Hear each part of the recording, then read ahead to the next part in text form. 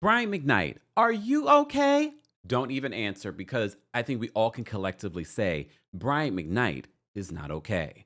In a new interview, Brian McKnight is confirming that he was never in love with his ex-wife, Julie McKnight, and that the kids that they made together were not made in love. Let's break down all of the things that he had to say. Here we go now.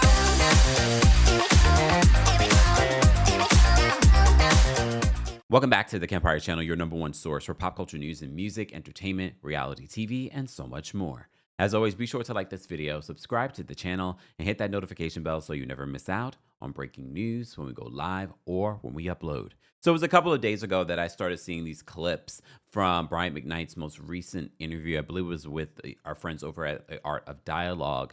And he's regurgitating a lot of the things that he's been saying on social media. And I just don't understand why Brian McKnight continues to talk, because every time he talks, I feel like he makes it worse for himself. And as you know, we've been covering the story. The last story that we covered was the fact that Brian McKnight took to social media claiming that he got this big multi-million dollar payout win default judgment, when we've come to find out that it was just him applying for the default judgment. We've since found out that Julie McKnight has gone to court to have this claim dismissed. So before we get into the other part of this story, I did want to give you an update. Shout out to our friends over at The Girls Are Fighting on social media, but also Pam Esquire on YouTube. They write this in regards to the claim that Brian McKnight was going to get this $8 million default judgment. They write this as a Julie McKnight fires back, accusing Brian McKnight of fraud and defamation case, saying signature on court papers were forged. Brian McKnight's $8.8 million win may not be a win after all. According to YouTube attorney Pam, the law intellect Pam Esquire, new court filings show that Julie McKnight has officially responded to her ex-husband's defamation lawsuit, and she's coming in strong. In her filing, Julie asked the judge to set aside the default judgment Brian claimed online. She says that she was never personally served and that the signature on the proof of service is fraudulent. The proof of service on the file is fraudulent, she says in a quote. The defendant did not sign the proof of service. Pam Esquire also noted that there's no signed $8.8 million order on the docket, meaning that Brian's celebration might have been premature.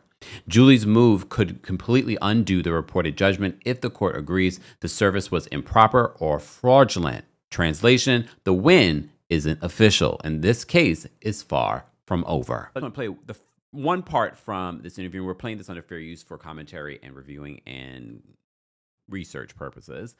And as always, I will cite my sources in the description so you can see the full interview if you want to see the full interview. One of the stories that we covered was about Brian McKnight's son, Nico, who passed away after battling cancer. He talks about that and tries to defend his side in regards to the timeline as to was he there for his son when he found out. So let's get into that first. I'm going to stop and go as we play this. Well, to me, I'd be like, well, he wasn't so great to me. You can have him. Mm-hmm. Like what, my mother loved my father to the day she died. But she went to her maiden name and they got divorced. My father got remarried. He's been married for 40 years. Yeah. This is a cycle that continues to happen. And I can't speak for everybody else's situation. The saddest part of this is that the younger one ended up dying. Yeah, I was going to ask you about that. How do you feel about that? Because a lot of people make a big deal about, if we just being transparent about, posts right. that you may make on the anniversary of the passing. Yeah. God's timing. That was the day that the judge told us what the amount was. Oh, okay. So that was one of the things that we talked about when we covered the story. When he came to social media and he posted that weird video, and then he posted the voice message that he must have received from Julie McKnight. And you saw him running and kicking his feet up in the air because he was celebrating. But he posted this on Nico's birthday.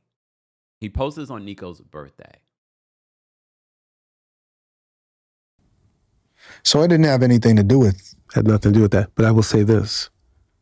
I believe it's God's timing because Anton, he did not have to die. Why do you say that? When we talked, and we did talk to him, we talked to his wife. We got to go back. So earlier that year, that May, he's on the Shade Room. He's saying things like, oh, now remember, they've lied on me, but they continue to double down and triple down on the rhetoric. If my dad needed this, I wouldn't do this for him. He's dead to me, blah, blah, blah. Now we come to find out that 3 days after that's when he got diagnosed.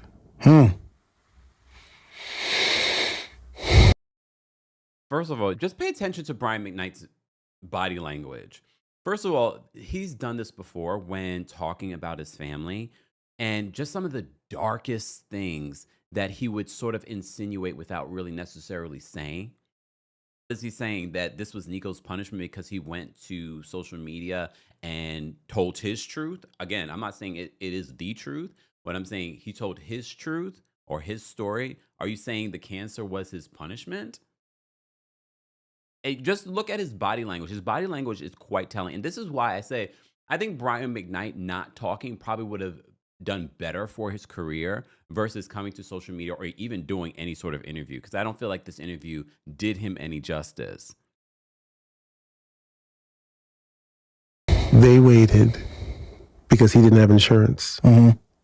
They waited 4 months to let us know. After they found out that he was actually... They waited 4 months.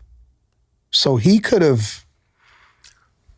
According to all statistics, 91% of colon cancer diagnoses that are caught early are curable. Right. And this is something that we talked about before in the last video. It feels like he's continuously trying to, first of all, I can't even imagine a mother losing a child. You know, I lost my sister, so I can't even imagine what my mother feels like losing a child so young. I can't imagine your ex-husband on social media, on the platform that he has, constantly making it seem like it's your fault or insinuating that it might be your fault. And look, this is his side of the story. We don't know that Julie McKnight or Nico McKnight did everything that they could with the means that they had in order to save his life. So I just feel like him doubling down and doing these interviews, trying to insinuate what? It's their fault that Nico did not survive? Because at this particular point, a conversation like that is moot because Nico's gone.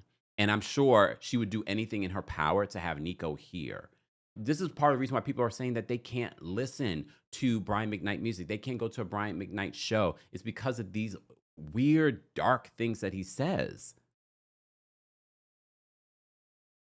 From the time he got diagnosed to the time we found out, because they didn't tell us. I had to find out from somebody else. Right. Then I heard from them. So were you the last? We were the last to find out. Wow. So once we found out, we sprung into action. What can we do? Can we get the scans? Can we do this? Can we do that? Anton, by this time, it was stage 4.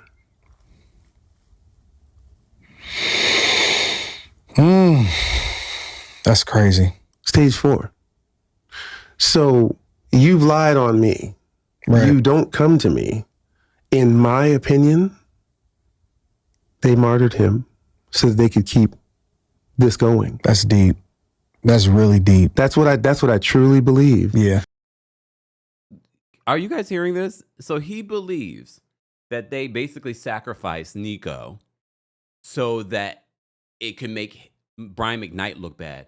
This is what we talk about. Look, people love to throw around the word narcissist, narcissism. No, these are perfect examples of how someone has turned the loss of someone's child, your child, and now has made yourself the victim.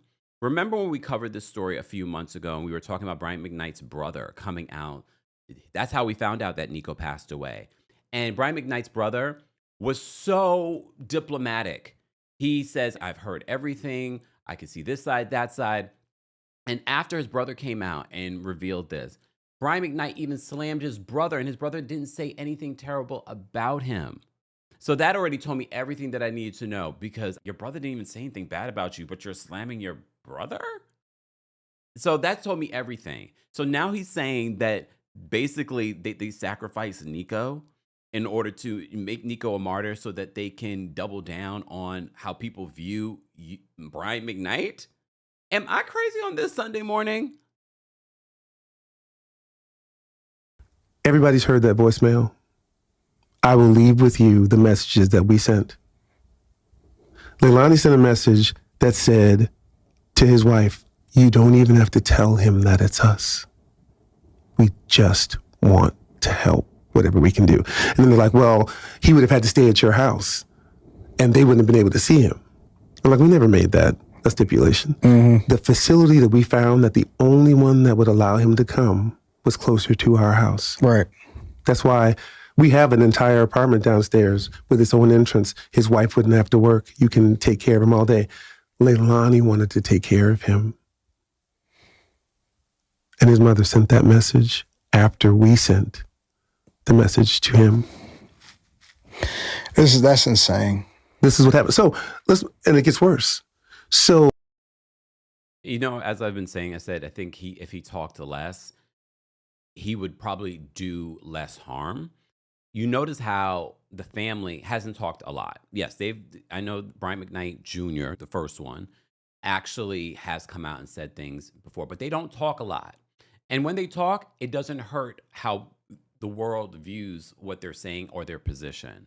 But the more Brian talks, the more damage he does to himself, his self-image, and how the world views him, the audience that used to enjoy his music. She puts out the book in January. She's on an interview, I think in February, with Foxy 104.5, whatever, in Raleigh. They ask him how he's doing. She says he's healed. He's healing and he's doing fine. He's doing great.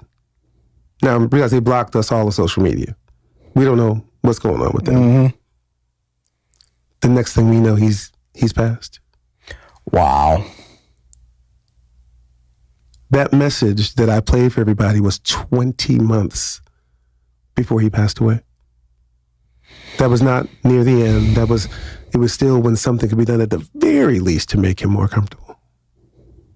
But you see, they ran out there immediately. They said, he never spoke to him. He didn't come to him.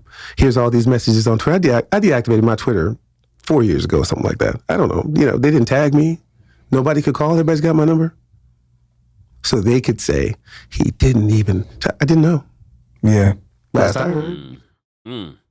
Look, am I saying either side is perfect? But look, even if I take the position of like, well, we don't know all sides, Brian McKnight's still going to view and hear what he wants to hear, because you saw what the brother did. The brother just wanted to celebrate Nico's life. He lost his nephew, and Brian McKnight still sort of villainized his own brother.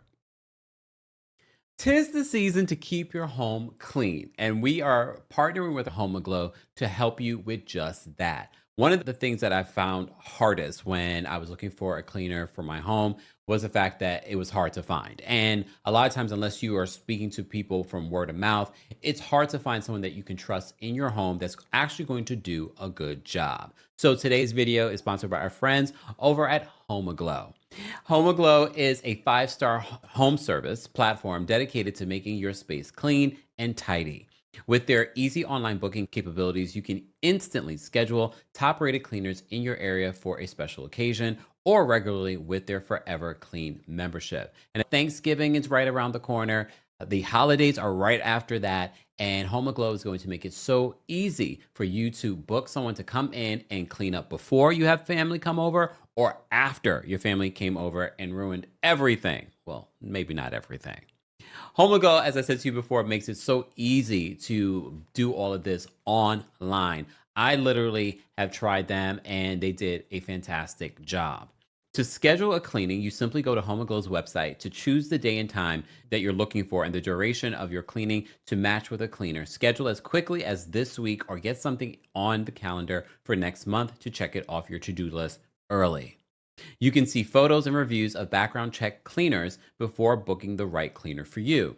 The best part of their Forever Clean membership, which saves you $30 an hour on future cleanings, book unlimited cleaning starting at $19 an hour.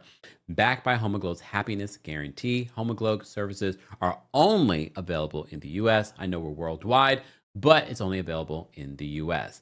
And of course, we've got you covered with a discount, of course. Head on over to the description for more details on your discount. But to take home cleaning off your plate this holiday season by using Homoglow, head to homoglow.com/Kempire to get your first 3 hours of cleaning for only $19. That's HOMEAGLOW.com/Kempire. More details on Homoglow and your discount will be available in the description. Now let's get back to the show. But he wasn't done. There was more that he said in this interview. Brian McKnight talks about his relationship with Julie McKnight and says that he was never in love with her, hence the reason why he said that his children were not made in love. Two families are two prominent families in the Black Adventist Church. We both met at the college where I was going. She came, okay. I was a sophomore, she was a freshman. We kind of started dating. The next year she gets pregnant. This is back when shame was a real thing. I know, yep, I get it. She's back home. She tells me she's pregnant and that she's going to get an abortion. Because I'm like, yeah, we should probably do that. You're 18. I'm 20. Why would we? I'm just about to start this whole thing. Maybe this is the route we need to go. And she agrees. I'm like, oh, dodged a bullet. I'm going out to sign my deal in California. When I leave there and get back to Huntsville, that's when she called me and said, actually, I didn't have the abortion. So now I'm like, I got to tell my mom. My mother, who played the piano and was singing in the choir every week. On the Seventh-day Adventist Church, if your kid has a baby out of wedlock, you no longer can hold any church office. You can't sing up in front. You can't do it. You are held responsible for whatever the kids do. I honored my mother, and I tried to do the right thing with a woman that I hadn't even known a year yet. We got married in September, baby in November. We had a sort of an agreement. You handle this part. I'm not changing diapers. I'm 20 years old. This was not what I expected to do. I always hate these conversations when men make it seem as if it's the woman's fault, as if you both didn't lay down and didn't use protection, whatever it may be, and it's her fault because she decided to keep the baby. Look, I've never had an abortion, but I've heard abortions are very traumatic. So I don't know the reasoning why Julie decided, if this story is even true, I don't know why she decided to keep the child. But now you're saying you're not going to change diapers, you're not going to do it. You still lay down with this woman. I don't care. You are grown enough to lay down with this woman.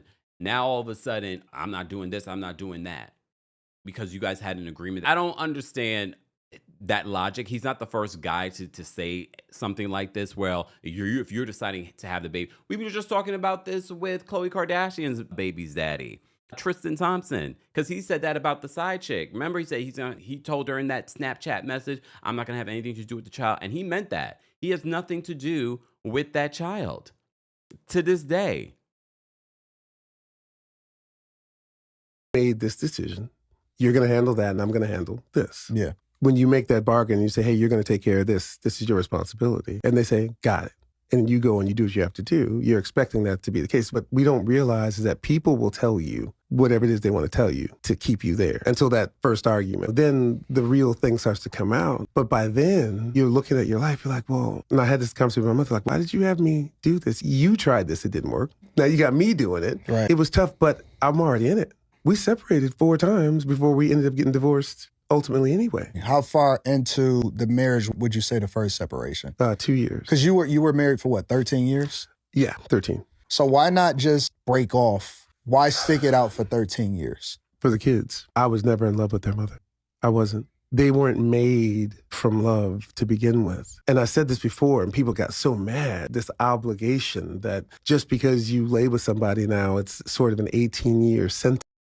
I think it's not the fact that people, this is your truth, whatever.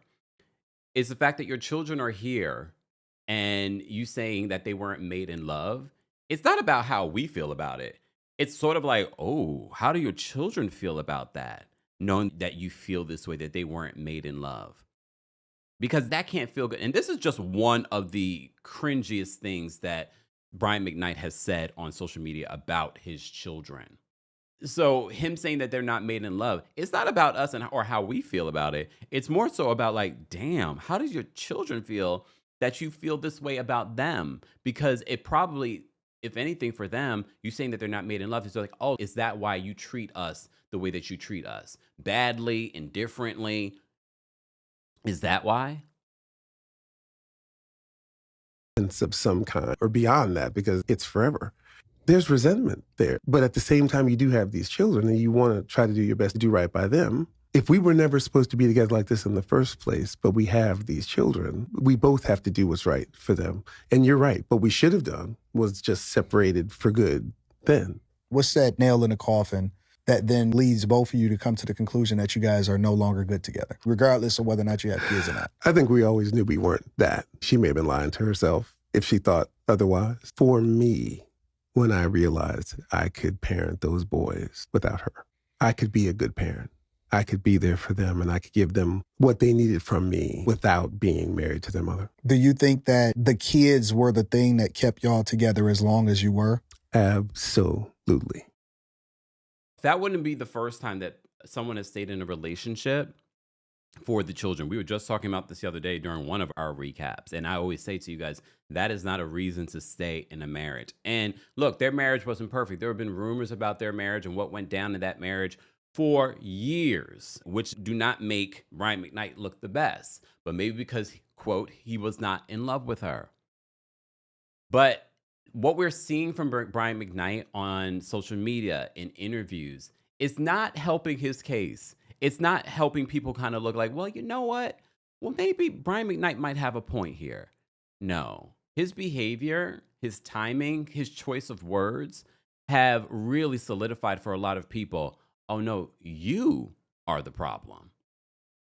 As always, I want to know your thoughts and opinions on this latest interview that Brian McKnight did. I'll post the full interview in the description so you guys can go and give that a like and a view as well. Let's continue this conversation below. As always, be sure to like this video, subscribe to the channel, and hit that notification bell so you never miss out on breaking news when we go live or when we upload.